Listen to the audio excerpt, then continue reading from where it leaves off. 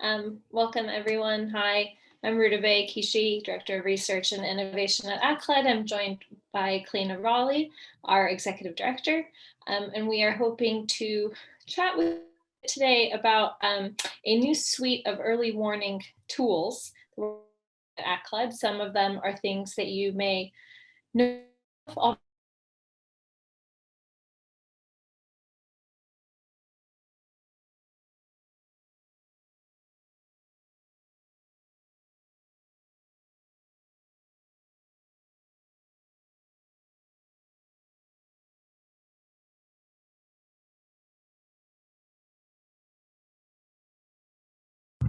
Uh, I'll just interject here while Rutaba's internet is getting back to normal, if that's all right.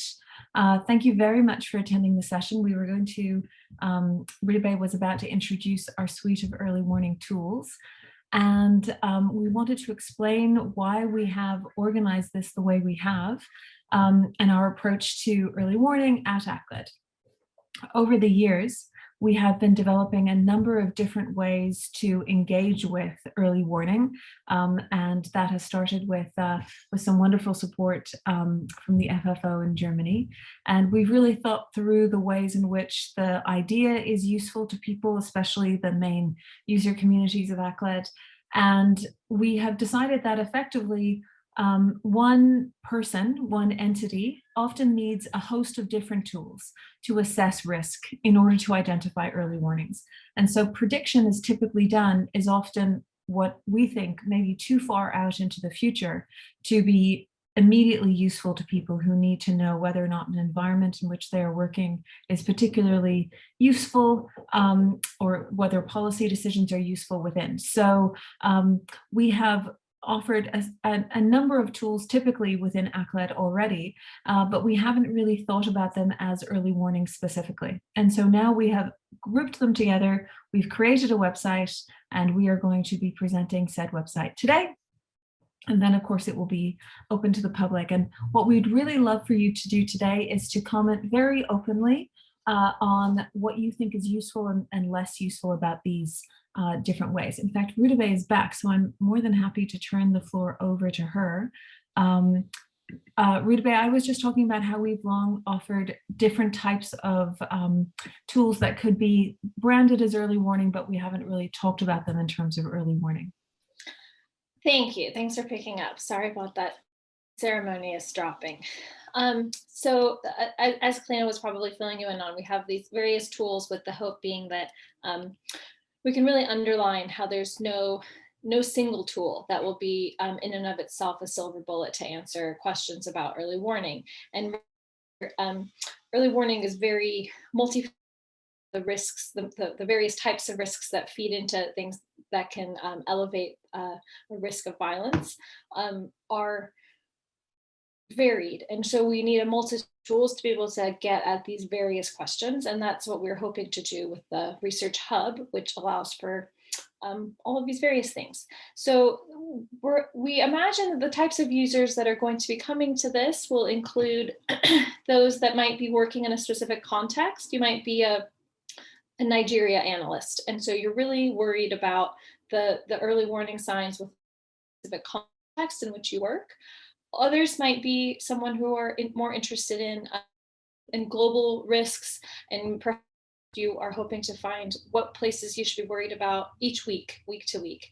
And so for each of these, you might be someone who wants to come and go to certain tools and ask very certain questions, or you might be someone who's more interested in being guided through a line of tools that build on one another. And so we're hoping to demonstrate both of those for you. And I think I'll hand it over to Kalina to talk to us about the former. I'll share my screen. Hopefully I don't drop off again. That's great. Yeah, I did want to just kind of give a brief, very brief history of attempts at prediction at ACLED. Of course, like within the academic community, there's quite a lot of discussion about early warning, and we wanted to join that discussion, but not to join what is effectively endless models that barely predict the current situation, let alone the future. And so one way we decided to think through this was to say, how volatile is each environment? And the reason that we were able to do this is, of course, ACLED produces data by week. And so we've been able to track whether or not there is predictable levels of violence within a context or whether there's unpredictable levels. And this last year, I think for everybody has demonstrated that unpredictability is really something that is very useful immediately to know about, rather than something that might be 20 or 30 years down the road, because things change or things can change so rapidly. And that is very much the case in complex and conflicted environments. And so we developed this early warning research hub, and I'm really going to talk at the moment about the volatility and risk index specifically, and also the conflict pulse, both new-ish products, but certainly this is a newish product. So this is designed to support early warning and risk management, and so maybe more designed for practitioners than anything else. The index tracks the rate of positive deviations from baseline violence rates, and the idea is to assess the frequency and intensity of conflict surges. So like I said, rather than predict conflict rates far into the future with limited applicability to what you need to know now, the index evaluates the stability of an environment and the frequency of the patterns of high and low violence rates in specific areas. And that, we think, offers a more practical and useful information for monitoring conflict environments. So conflict patterns can be relatively consistent with high rates of violence, and programming and planning can adapt to stable conflict trends. So one of the ways that we've thought about this is to look at a place like Borno in Nigeria. In fact, as you can see here, you can choose the country and you can choose ADM, the first level ADMs at the moment. And what we've been able to do is to classify risk levels into low risk, which is a low baseline, but also low volatility. As you can see, fewer than 6 weeks out of the past year, we see violence spiking more than 2 standard deviations, compared to what's low volatility, so a consistent rate of violence, and a high rate of violence and a relatively low rate of volatility, and that's a consistent risk. And a place like Borno in Nigeria, we can see has a very clear, consistent risk of violence. So we know it's going to be a very violent environment, and we know that there are predictable and constant surges in that violence. So it's an extremely difficult environment to work in. However, there are areas that we think are underappreciated within the early warning areas, or in the early warning studies, and those are areas of growing risk and extreme risk. And again, you can have a low baseline of violence, so relatively low events per week, but very high volatility. So we expect a spike of more than 2 standard deviations. And Bauchi in the same country, in Nigeria, is a good example of that. So let's see. Thank you, Rutabe. So here we can see a low baseline of violence. We don't expect, let's say, weekly events, but when we do see events, they tend to come in multiples. And so in such a case, it might be extremely difficult to plan programming and to plan interventions, and of course to have any policy directives within such an environment, because you actually don't know how safe staff will be, how safe citizens will be, but also how able you'll be to conduct any sort of intervention. The worst category, of course, is extreme risk, where you have a high baseline of violence and you also have a high volatility. And so both Katsina and Kaduna in Nigeria are good examples of this type of situation. And here it's kind of the worst of all worlds. You have a very high rate of volatility, so it's less expected violence or less predictable violence in the short term, but also just a very high rate of normal violence. And so what we're trying to do here is to provide an interactive dashboard to track this volatility of political violence. Not many people track volatility, and I personally think it's an incredibly useful way to understand a risk environment. Again, there's details on the website, which Rutabe has shown you here, that will be able to tell how we calculated baseline levels and also volatility levels. And this is for every country, so you can see the ADMs for each country and which risk category they fall into. I also want to bring your attention to something called the conflict pulse. You may or may not be familiar with this. We've had this available for a little bit of time. The conflict pulse is looking at actors. And the reason we think that's relatively innovative is that we've been doing this a long time. We've been collecting event data for a long time. And really it is actors that set the tone of the environment, because they are the most dynamic elements within. And here you're able to choose the event type and the actor type that we would see, and track their levels of volatility and their levels of activity. And what we have here is the ability to look at whether or not there's an expected increase or an expected stability in their activity over time. So here we have Al-Shabaab. And of course, we're looking at the past, I think it's the past year, is it not, Rita, by week? Yes, the past year, May 8th to May 15th. And we can see that they're expected to have an increase this week. And we can give the historical accuracy of that assessment here. So we're trying to be both transparent but useful in our assessment of these patterns. But if we were to look at Boko Haram, for example, in keeping with our Nigeria examples, we'll find that that's expected to be stable in this week. And again, there's a slightly higher historical accuracy. But in general, both tools are designed to place within the analyst's hands the ways in which they can make decisions about risk management and also risk assessment for these different environments. I'll hand it over to Rudabeh now to talk about the other two tools. Thank you. Great, thanks. So sometimes you might not be focused on a certain country. You might be coming to here with a quite blank slate, and you want to know where I should worry about this week. And for that, we have this new tool called the Subnational Hotspot Mapper. Tool it's basically a dashboard that pinpoints local level. So we're looking at first order administrative divisions, again, from around the world that registered a spike in violence last week of at least a 200% increase relative to the past month. And we've weeded out the cases in which over the past month, the average event count for each week is less than 1, so that we're not seeing places where we're seeing really limited violence, see a single event really skewing things. But this tells you, last week, and I'll just make a plug here that ACLED, of course, updates weekly, but of course, it would be that you would catch us on the 1 week that we have our hiatus in the spring. So that's why it's dated by a week, but next week you'll be able to see where you should be worried about next week.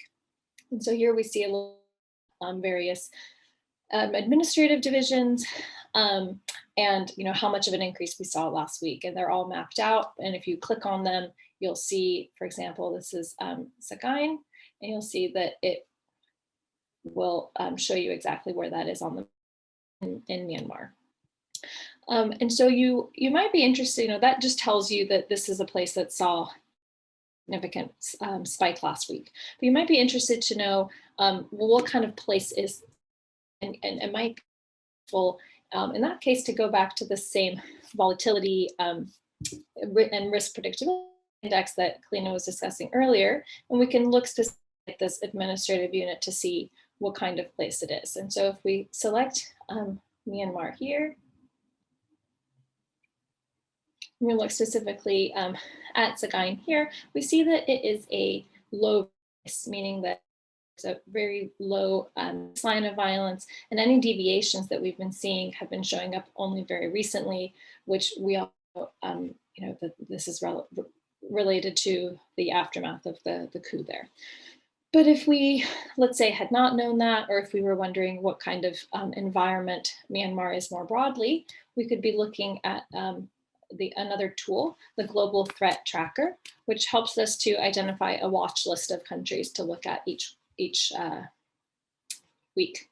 And so for this one, you'll see that it's basically a dashboard, and this identifies countries based on a classic kind of traffic light system.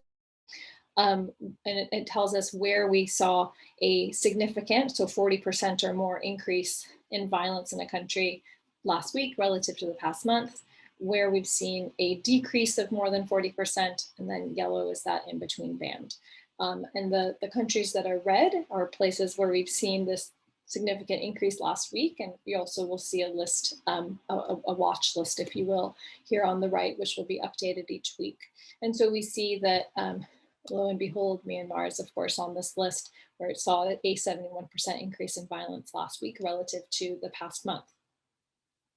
Um, you might then be, what things are driving this? I mean, of course, I'm sure everyone here has some general understanding of what's happening in Myanmar now, in the aftermath of the coup, but understanding, well, what was it specifically last week that made things um, that resulted in this spike in conflict, not only in Myanmar more largely, but also in administrative units, including in Sagaing.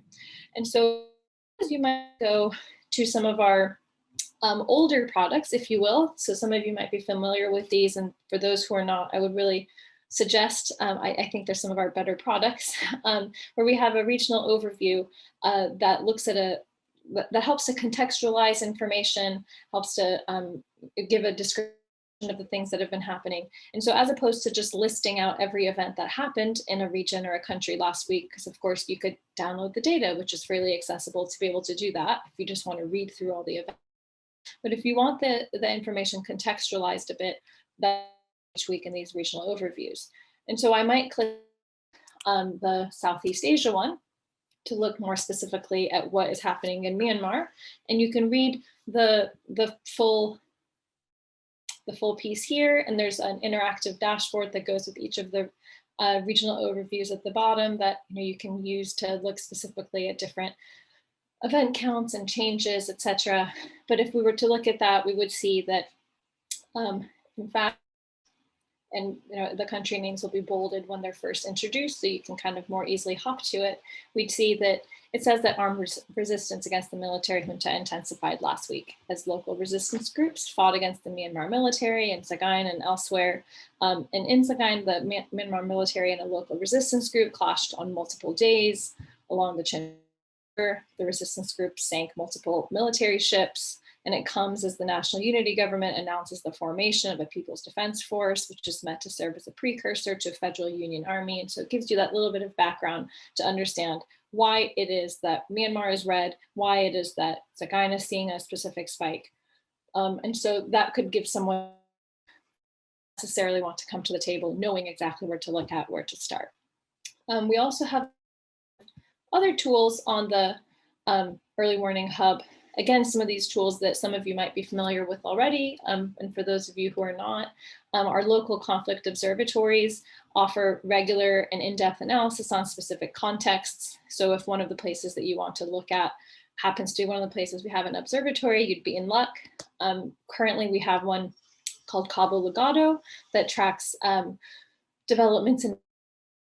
And then we will very soon be launching one on Ethiopia and the Ethiopia Peace Observatory. So we've preeminently put that on there. We also have a variety of territorial mapping initiatives. Right now, the one that's live is mapping territorial control in Syria. We plan to be releasing one shortly for Yemen as well. These display territorial granular administrative levels, and they assign control through a really meticulous hybrid quantitative-qualitative process, and it's regularly updated. So that information can perhaps also be useful for those working in those specific. And then lastly, we have a variety of research hubs. And these are kind of a repository or one-stop shop certain countries or regions of interest, and they have recent analysis, methodology documents, interactive dashboards, etc. for where you might be interested in. So for example, if you click on the research hub for the US, you would find all of our latest reports if it loads, as the regional overviews, the a curated data file. These are our various reports and analysis, methodology documents and things, and then a unique dashboard that lets you look at specific trends that are important for the American context, if that's somewhere that you're looking at. And so with that, I'll say that the current, you might see this URL if any of you have tried to access it. Since you might notice that it's password protected. That's because right now we're kind of working out the final kinks to things, as well as hoping to solicit feedback from users. And so if you are interested and you would be so kind as to take a look, share any information or thoughts, comments, things you have with us before we formally go live, this is the URL, acledata.com, early warning research hub, separated by small dashes. And the password is early warning, one word, all caps. You can access all of these different tools there to play around a little bit. And we'd really welcome if you have any thoughts or if there's things you need further explanation, things you wish could be a possibility, and maybe we can add them to the list of things to try to offer. We'd be really open to that. You can send emails over to admin@acleddata.com. Kalina, do you have any more things you want to add now? Otherwise, maybe some time to Q&A. Yeah, I think that it might be useful to have some initial feedback from the audience if they would be so kind as to do so. I've put the link and the password in the chat. So please do, as I mentioned, take your time, look at it, tell us if it is useful or otherwise, and please, we're happy to take your questions now. Thanks.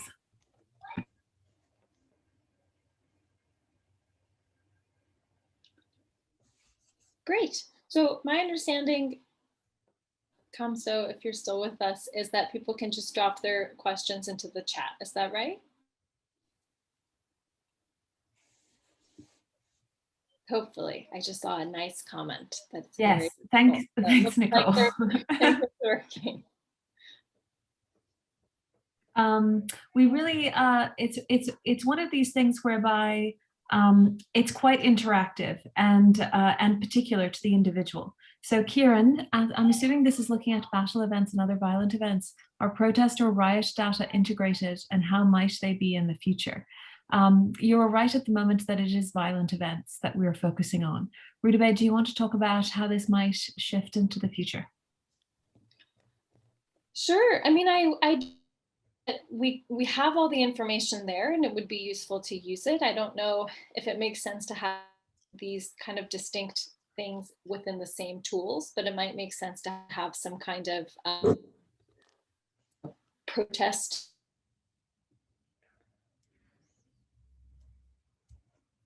I might pick up there. She's a bit frozen.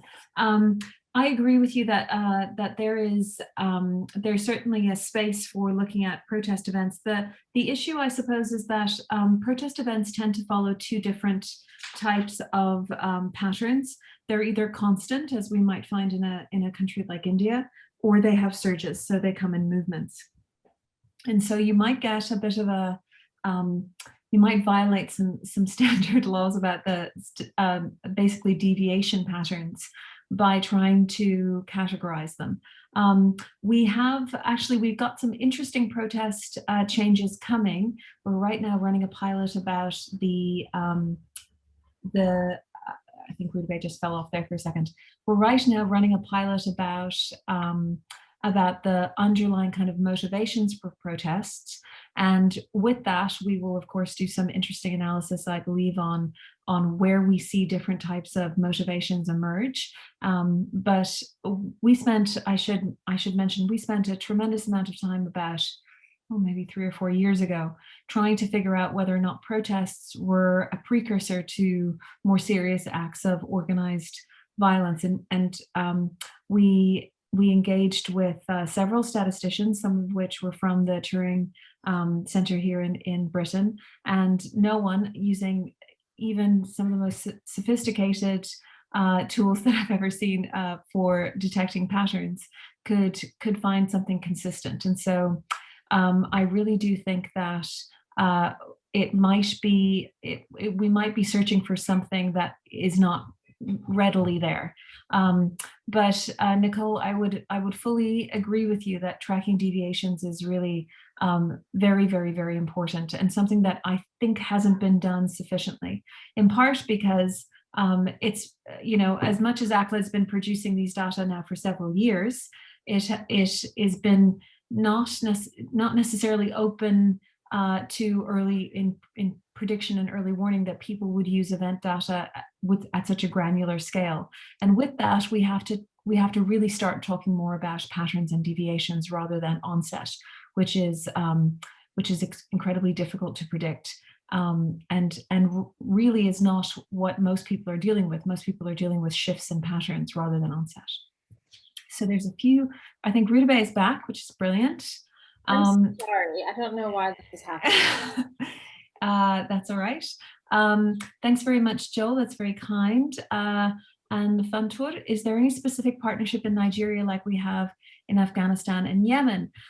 Actually, just a few days ago, we've been developing partnerships in Nigeria, which we hope will emerge into a form of a Nigerian conflict observatory that will be very much in partnership rather than the two that have currently been set up, which are ACLED led. Nigeria is a bit of a different beast, and so we hope that the excellent work that's already being done there, especially those that engage with local peace builders and local conflict analysts, can be aggregated into a coalition to do that. So we're very much hoping that that's the case, and it will be something in the next few months. Thank you very much. Are there any plans to make reporting more frequent? That's a great question, and one that we get a lot. Of course, our researchers do their work daily, but we have now done really extensive studies on the quality of information that comes in on the day that it's reported. And we found often that there's a 3-day window in which the accuracy of reports increases, and that you can actually get what ACLED needs, which is what happened, where did it happen, when did it happen, who was involved, etc. So the problem with producing more frequent data is that it's often wrong and it's incredibly noisy.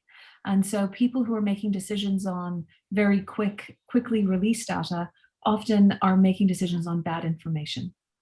And that's the last thing we want. So, so we've stuck with a week. Of course, we are constantly looking for how we can improve that. But at present, it seems like it's a perfect match between thoroughness and accuracy. Rudabeh, did you want to add anything to that?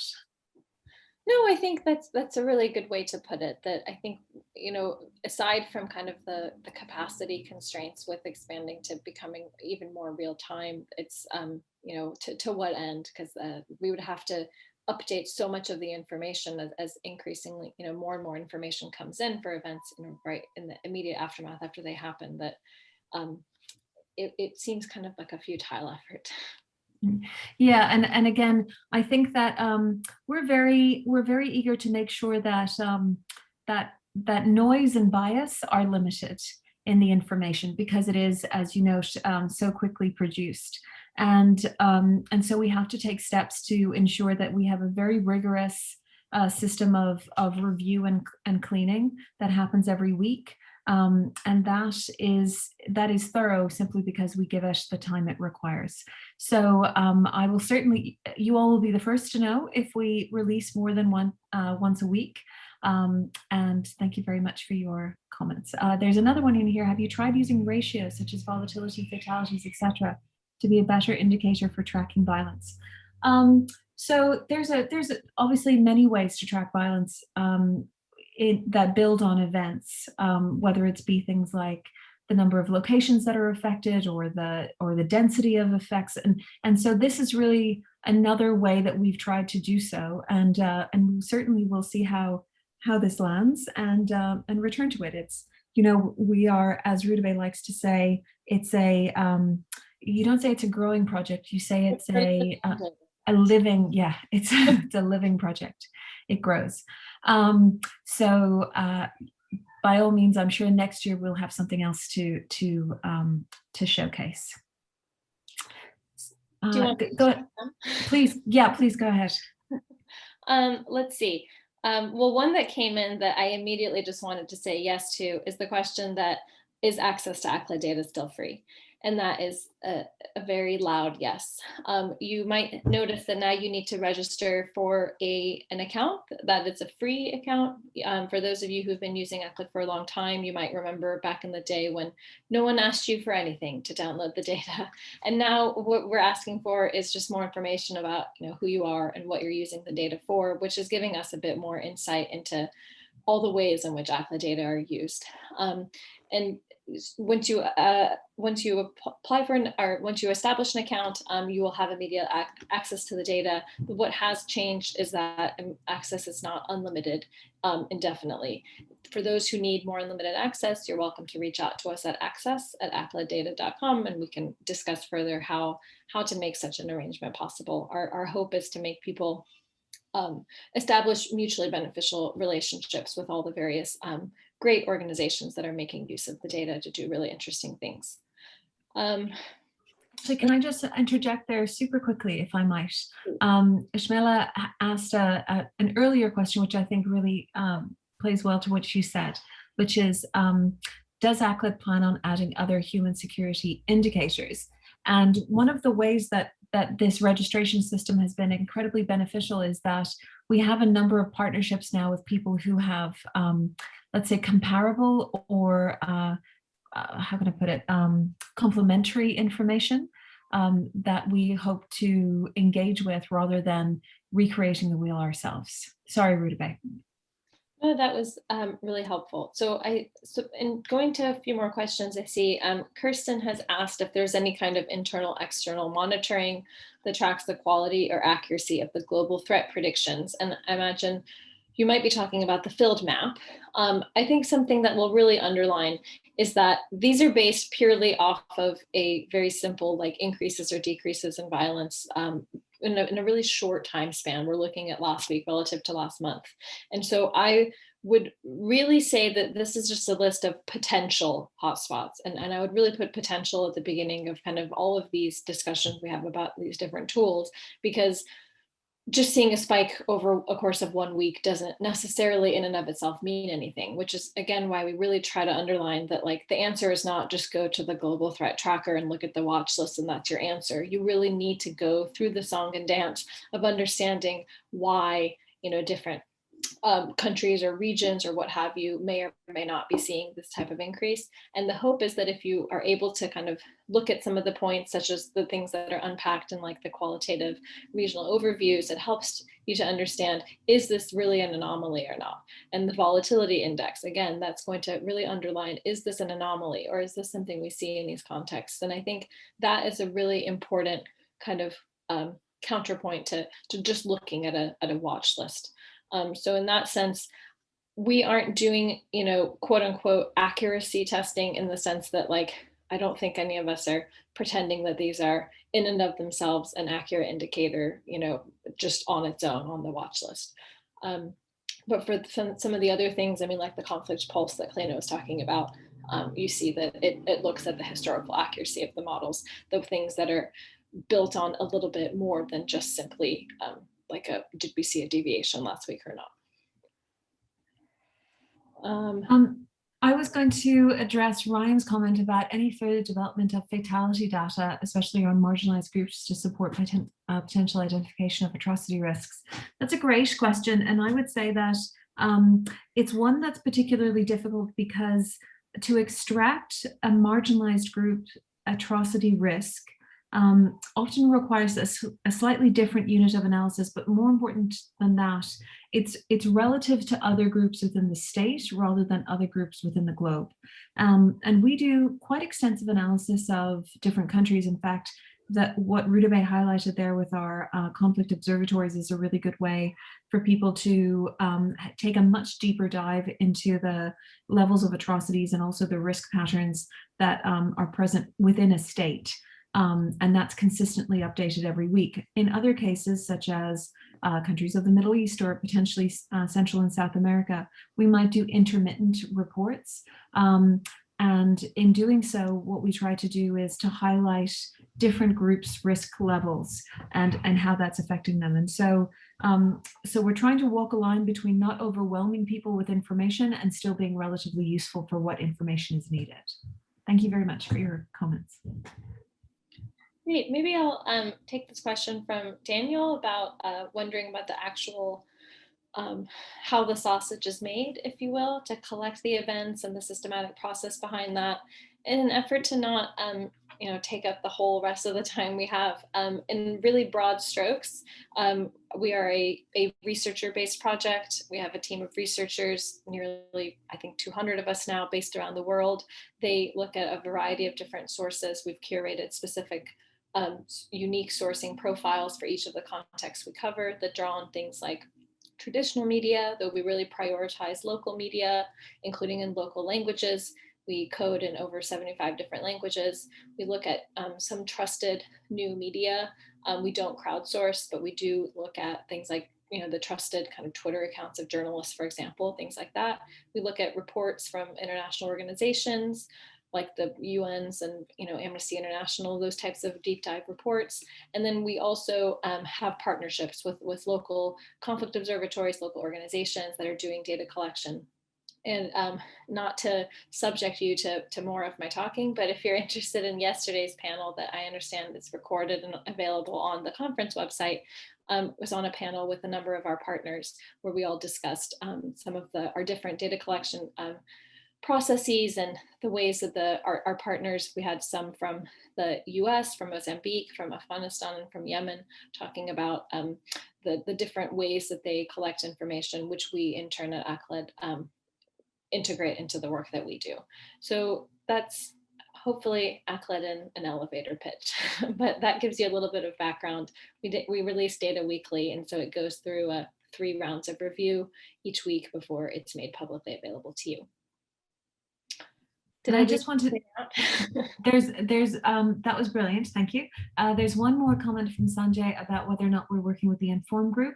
In fact, a meeting with the Informed group really stimulated us to do this website. And so we certainly hope that it will be useful to them and others. Thank you. Great, we've been kind of hopping around. Are there any questions we've missed? I don't think so.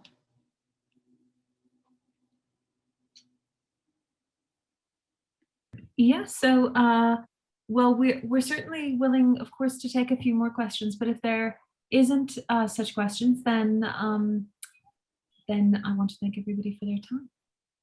Yes, thank you. Well, we really look forward to everyone taking a look, poking around. Again, if you kind of scroll all the way up in the chat, you should see a link to the URL and the password, so you can kind of take a look and tell us if there are any thoughts you might have, things we should consider. We can tell you if we considered them or not. It may be that we did, but if not, it'll only help make the tools more useful for you all. So that would be really helpful. Great. Great, and thank you very much to Kamso for his technical moderation. I really appreciate it, and I hope everybody enjoys the rest of the conference. Great. Sanjay, that URL will be the URL, I believe. Is that correct? Yeah, it will be, definitely. We will lift the password once we're doing a formal launch, which will hopefully be maybe next month. But we'll see what kind of feedback we get, and if there's things that we'll want to try to address before things go live more officially. And let me, as a final adieu, leave the yeah, I also just want to say hello to all of the ACLED people in the audience. I've seen Lod and Claude, so just a small there's many more of you. I see you guys. So thanks to everyone, and apologies for me for all of my technical difficulties. Hopefully that's only if that's the biggest thing, then I think I'll be okay. Yeah, it's usually me with technical difficulties. This has been brilliant. Okay, great. Thank you, everyone. Looking forward to your feedback.